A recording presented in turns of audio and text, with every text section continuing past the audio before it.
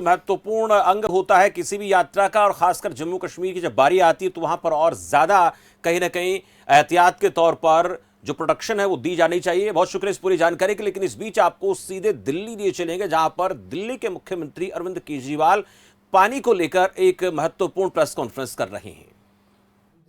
की गई थी इस पूरे सिस्टम को ठीक करके अब आप लोग देख रहे हैं कि पिछले 1.5-2 साल से बहुत बड़े स्तर के ऊपर बसों की खरीद शुरू हो गई है, और ख़ासकर इलेक्ट्रिक बसें खरीदी जा रही हैं और एयर कंडीशनड बसें खरीदी जा रही हैं लोगों के आराम को और दिल्ली के वेदर को ध्यान में रखते हुए।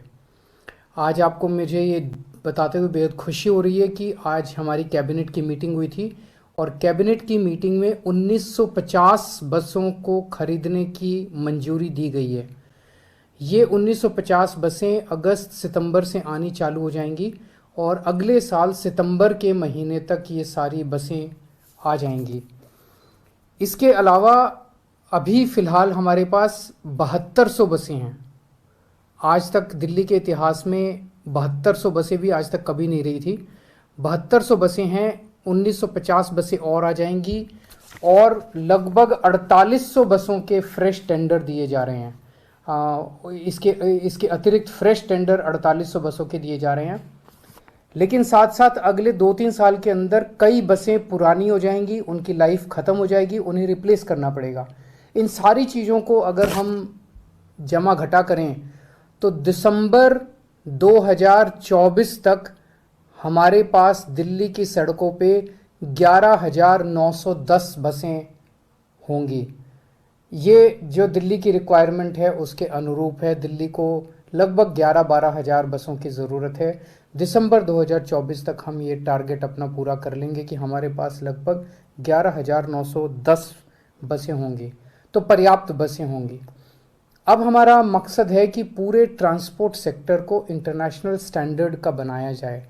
इन सारी जितने भी अलग अलग ट्रांसपोर्ट के साधन हैं, टैक्सी है, ऑटो है, मेट्रो है, बसें हैं, इन सब को इंटीग्रेट किया जाए, इन सब को सारे सेक्टर को मॉडर्नाइज किया जाए। उसके ऊपर अब हम ध्यान देंगे ताकि दिल्ली के ट्रांसपोर्ट सेक्टर में भी मूल चूल और अच्छा परिवर्तन किया जा सके।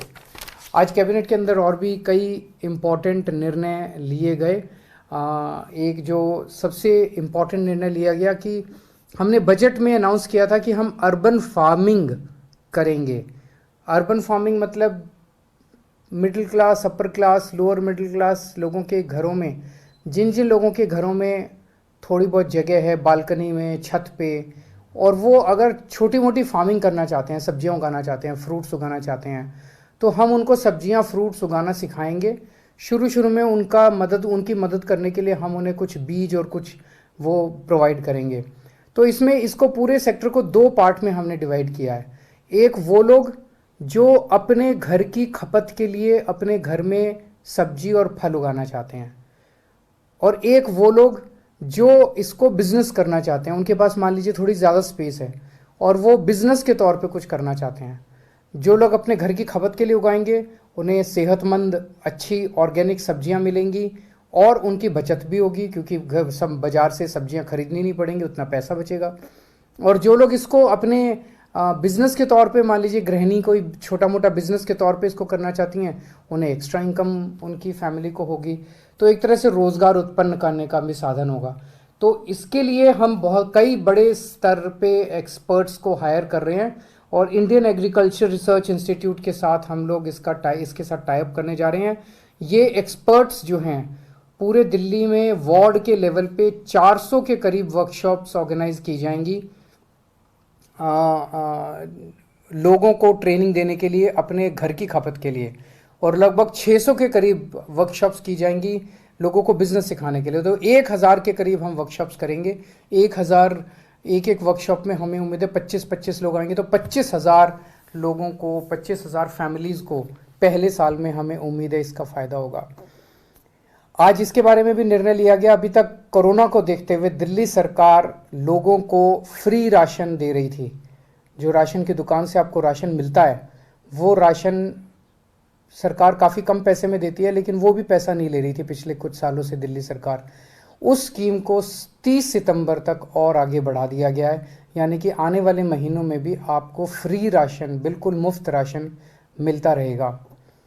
दिल्ली के जो गांव हैं, दिल्ली के गांवों को विकास करने के लिए हमने कुछ वर्ष पहले स्कीम निकाली थी कि हर गांव में 2 करोड़ रुपए के विकास कार्य करेंगे।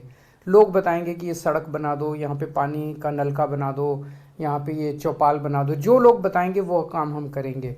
लेकिन एक चीज़ देखने में आ रही है, दिक्कत आ रही थी लोगों को कि मान लीजिए कोई सड़क है, वो सड़क 3 गांव से होके गुजरती है, तो ऐसी एसेट्स जो हैं वो जो कि 3-3, 4-4 गांव के बीच में से मल्टी विलेज के एसेट्स हैं, उनका इस स्कीम के तहत उनका रख रखाव नहीं हो पा रहा था। इसे आज हम लोगों ने कैबिनेट में इस दुविधा को दूर कर दिया है। अब एक विधानसभा के अंदर जितने गांव हैं वो टोटल बजट उन गांवों के ऊपर कैसे भी खर्च किया जा सकता है। अगर 3 गांव मिलके कोई मांग करते हैं तो उनको दे दिया जाएगा, किसी एक गांव में ज़रूरत है तो उस गांव को दिया जाएगा। तो ये कई सारे महत्वपूर्ण निर्णय आज आपकी सरकार ने, आपकी कैबिनेट ने लिए। मैं उम्मीद करता हूँ इससे आपकी ज़िंदगी में और सहूलियत होगी। बहुत बहुत शुक्रिया। प्रेस ब्रीफिंग कर रहे थे और जो कैबिनेट की बैठक में महत्वपूर्ण निर्णय लिए गए उसके बारे में जानकारी दे रहे थे कि कौन सी ऐसी बातें जो दिल्ली वासियों के लिए बेहद हो सकती हैं, बेहतर हो सकती हैं, वो तमाम बातें उन्होंने अपनी इस ब्रीफिंग के दौरान कही हैं। तो बिल्कुल दिल्ली के सीएम अरविंद केजरीवाल ने प्रेस ब्रीफिंग की और 1950 नई बसें खरीदने का फैसला दिल्ली सरकार ने लिया है और ये बात कही केजरीवाल ने कि 2024 तक 11,000 बसें दिल्ली में हो जाएंगी।